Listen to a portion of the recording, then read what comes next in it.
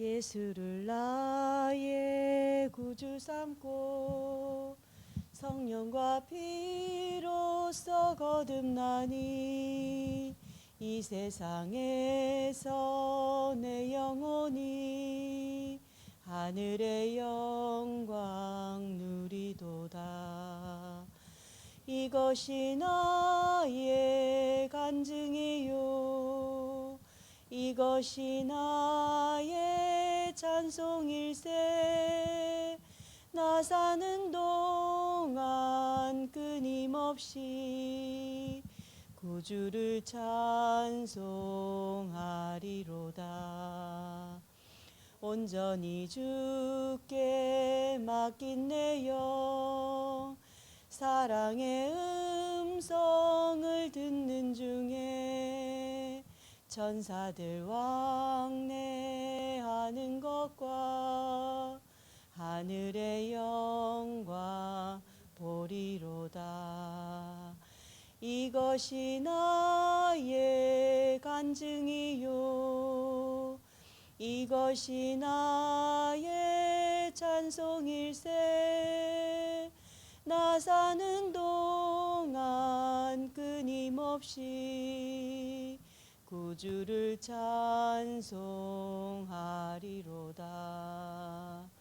주 안에 기쁨 누림으로 마음의 풍랑이 잔잔하니 세상과 나는 간 곳 없고 구속한 주만 보이도다. 이것이 나의 간증이요 이것이 나의 찬송일세. 나 사는 동안 끊임없이 구주를 찬송하리로다.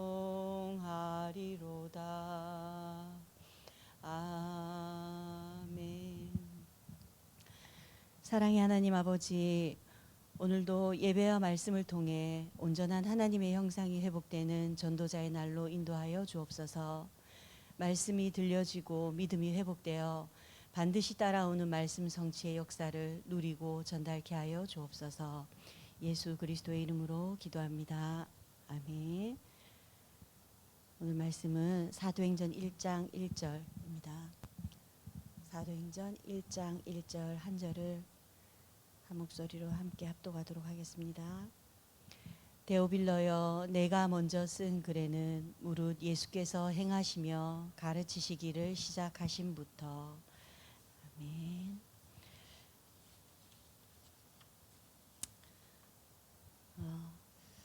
지난주에는 우리 사직동에 BTS가 공연을 왔습니다. 한 번도 그 콘서트 현장을 직접 이렇게 보거나 한 적이 없었어요. 그래서 며칠 전부터 사직동 일대가 마비가 될 것이다, 이런 여러 얘기들 가운데 절대 꼼짝하지 말아야지, 이렇게 차로 절대 움직이지 말아야지, 나가지 말아야지, 이렇게 다짐을 했건만 그날 하나님께서 현장을 보고 오라는 강권적인 인도하심을 받아서 현장 리포터로 다녀왔습니다. 걸어서 쭉 가는데 들어가는 입구부터 너무너무 많은 노소를 불문한 인파들과 들어가는 입구부터 이렇게 사직 아시아드 경기장을 이렇게 동그랗게 부산 의료원을 따라 이렇게 되어 있잖아요. 그 입구부터 들어가서 너무너무 사람이 많고 이 동영상 촬영을 하다 보니까 이렇게 서로 부딪히는데도 전혀 아무도 이렇게 개의치 않았습니다. 연세가 많은 분도 계셨고 젊은 친구들도 있었는데 전부 찍는데 어깨가 부딪히고 이렇게 해도 진짜 너무 원네스 되어 있는 현장이었어요. 그걸 보고 저는 좀 놀랐어요. 젊은 아이들만 있을 거라고 예상을 하고 갔는데 그렇지 않았습니다. 그리고 쭉 따라서 부산 의료원 쪽 앞으로 이렇게 올라가는데 그 깜깜한 밤에 6시부터 8시까지 공연이었는데 깜깜했어요. 그런데 그 가로등을 다 꺼놨더라고요. 안에 야구장 안에 그 조명 때문에 경찰들이 이렇게 배치가 되면서 일부러 끈 것 같더라고요. 깜깜해서 그 길을 올라가는데 보이지도 않는데 그 동영상 후레쉬 때문에 진짜 너무 잘 보이는 거예요. 그리고 그 부산의료원 위에서부터 밑에까지 모두들 사진을 찍을 거라고 하고 있는데 이런 생각이 들었어요. 2시간 공연을 보고 그 뜨거운 열기와 많은 인파들 속에서 끝이 나고 나서는 저 사람들은 어떡하지? 이 생각이 들었어요. 말씀으로 우리가 힘을 얻고 이렇게 하는 것 외에는 사실 한계 온다라는 걸 알잖아요. 그런데 진짜 얘기로 들어서 이런 콘서트 보다가 기절도 하고 막 울기도 한다라는 얘기를 들었잖아요. 근데 진짜 울겠더라고요. 너무너무 이 뜨거운 열기가 그 많은 사람들 사이에서 느껴지더라고요. 그래서 끝나고 나면 이 사람들 어떡하지? 그 찾아오는 공허함, 그 외로움 어떻게 감당하지? 이 스산한 가을에 이런 생각이 저는 좀 많이 들었습니다. 그러면서 저도 같이 이렇게 찍는데 저보다 나이 많은 아주머니가 찍고 있는데 전화가 왔어요. 그러니까 아들인가 봐요. 엄마 우리 저녁은 어떻게 먹을까 이러나 봐요. 그러니까 아줌마가 이거 찍고 있는데 전화가 오니까 화가 나가지고 빨리 전화 끊고 아빠랑 밥 챙겨 먹든지 하지 왜 전화를 하냐고 이러는 거예요. 그래서 야 진짜 이 마음에 이 전부 다 하나 되어 있구나 이런 게 느껴져서 참 끝나면 어떡하지? 저는 계속 그 생각이 들었습니다. 그런데 하나님의 말씀이 아닌 거로 우리가 힘을 얻는 그 다음은 반드시 한계가 있고 대가가 있다라는 생각이 들었어요. 지난주에는 흑암의 역사를 차단하고 성령의 역사할 수밖에 없는 조건을 만들어라 이랬잖아요. 크고 작은 상황 속에서 이 흑암의 역사를 할 수밖에 없는 조건들을 차단하고 또 성령이 하나님께서 일하실 수밖에 없는 조건들을 만들어라 그랬는데요. 지난주 토요일 날 그 현장을 보면서 반드시 성령의 역사는 아닌데 성령이 역사하실 조건은 아닌데 흑암이 역사하는 조건을 너무나 이렇게 생생하게 만들어내는 현장을 보면서 반드시 한계 오는데 이런 좀 안타까운 마음이 들었어요. 그런데 이번 주에는 하나님이 이해가 되어져서 믿는 것이 아니라 하나님의 말씀을 그냥 믿음으로 확신으로 받는 70제자가 되어라 이렇게 언약을 주셨습니다. 하나님은 우리의 이해 대상이 아니라고 이렇게 서론을 말씀하셨어요. 하나님의 말씀을 받는 자세와 중심에 따라서 말씀의 역사와 응답이 달라진다 이렇게 말씀을 하셨어요. 내 수준에서 하나님의 말씀을 이해하는 것을 무리라고 하셨고 믿음과 확신으로 말씀을 받는 자를 제자라고 하셨는데요. 우리는 말씀을 받으나 그 말씀이 우리에게 유익하지 못한 것은 말씀을 듣는 우리가 믿음과 결부시키지 아니함이라 이렇게 히브리서 4장 2절에 말씀 주셨습니다. 저는 이번 주 말씀 들으면서 이해해서 믿는 종교적 믿음이 아니라 정말 살아있는 믿음을 그대로 확신하며 믿는 절대 제자로 정말 응답받는 그런 주간으로 하나님 인도하옵소서 이렇게 말씀을 잡았는데요.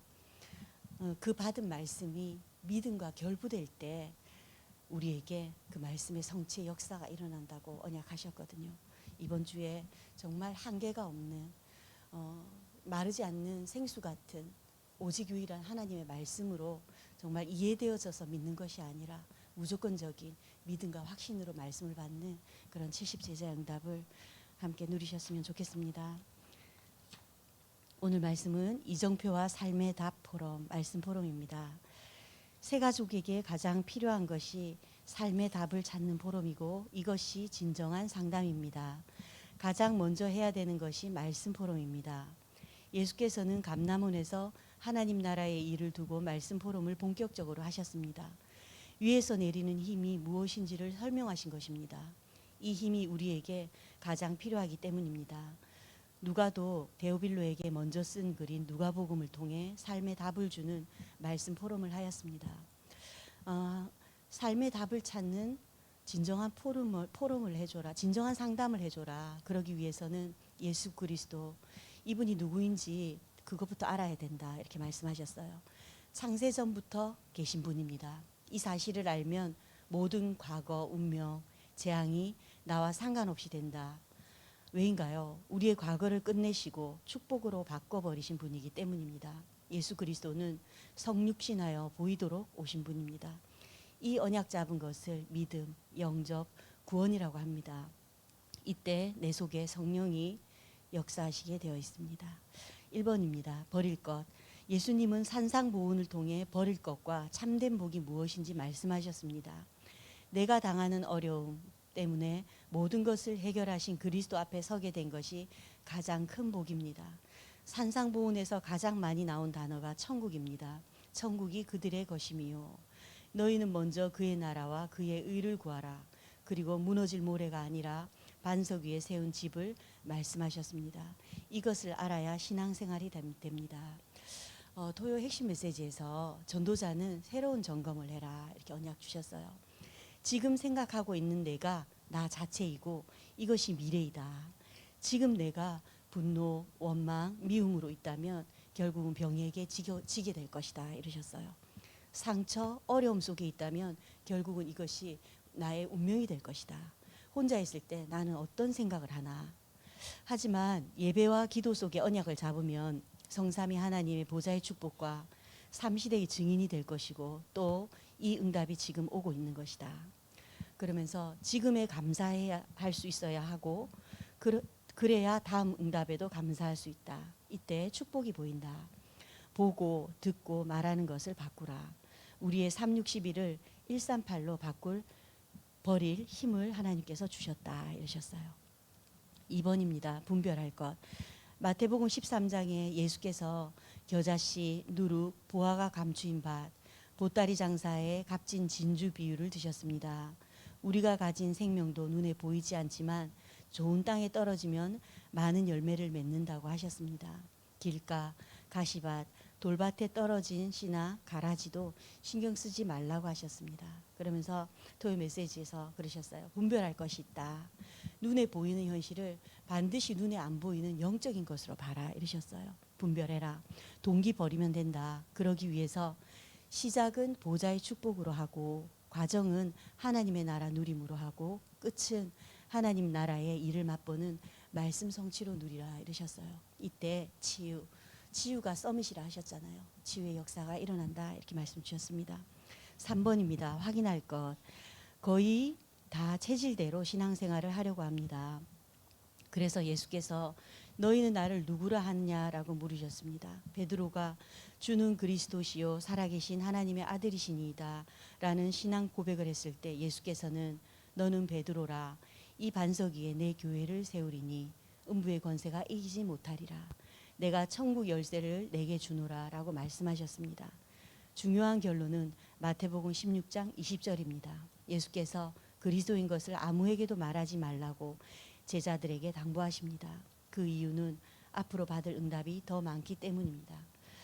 핵심 메시지에서 확인할 것 말씀하셨어요. 점검할 것. 체질대로 신앙생활 하지 마라. 가장 중요한 것이 나를 점검하는 것인데 나에게 안 되는 것, 부족한 것, 불가능한 것을 점검해라 이러셨어요. 왜냐하면 여기에 답이 있기 때문이다 이러십니다. 나 자신을 속이면 안 된다. 사실대로 인정해야 된다 이러셨어요. 그리고 낙심하면 안 된다. 하나님의 계획이 있기 때문이다 이러셨어요. 그리고 사업도 사실 그대로 해라. 거품 이런 건 다 없애야 한다 이러셨습니다. 절망이 아니다. 절망을 확실하게 하면 희망이 있다. 그러면서 내 방식은 안 된다라고 나를 진심으로 깨달을 때 이때 하나님의 것이라야 되는구나 라는 확신이 온다 이렇게 언약하셨습니다. 오늘 말씀처럼 내 체질대로 신앙생활을 하지 마라. 그러기 위해서는 위에서 내리는 힘으로 신앙생활을 해야 한다.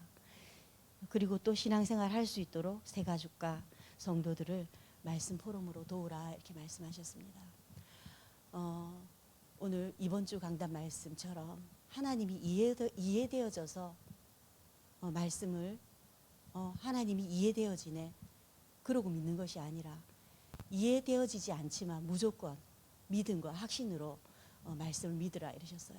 강단 말씀은 받았으나 내 생각이 강하면 강단 말씀은 그냥 강단 말씀이고 내 삶에 적용되지 않습니다. 그런데 내 생각과 내 마음을 넘어서 강단 말씀대로 말씀에 순종할 때 말씀의 성취의 역사를 맛본다고 언약하셨거든요. 이번 주간 정말 무조건적인 믿음으로 무리 신앙에서 제자 신앙으로 갈아타는 무리에서 제자의 응답받는 그런 귀한 한 주간으로 남은 날도 인도받으셨으면 좋겠습니다. 언약기도 함께 하겠습니다. 하나님께 감사드립니다. 하나님 나라의 일을 알고 위에서 내리는 힘을 얻게 하옵소서. 올바른 그리스도의 복음에 답을 내려 참된 복이 무엇인지 알게 하옵소서. 우리가 가진 생명의 능력을 알게 하옵소서. 그리스도 안에 있는 축복을 누리는 남은 날 되게 하옵소서. 예수 그리스도 이름으로 기도하옵나이다. 아멘.